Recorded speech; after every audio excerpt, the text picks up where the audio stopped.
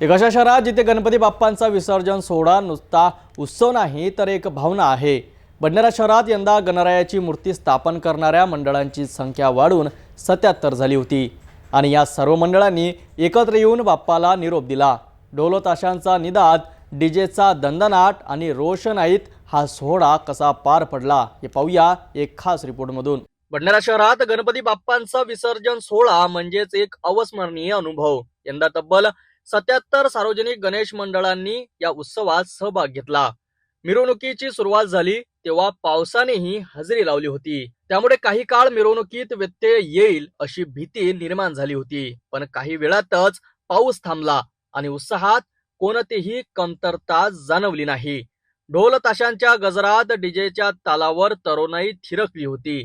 प्रत्येक गणेश मंडळाने आपापल्या बाप्पांची मिरवणूक शिस्तबद्ध पद्धतीने काढली।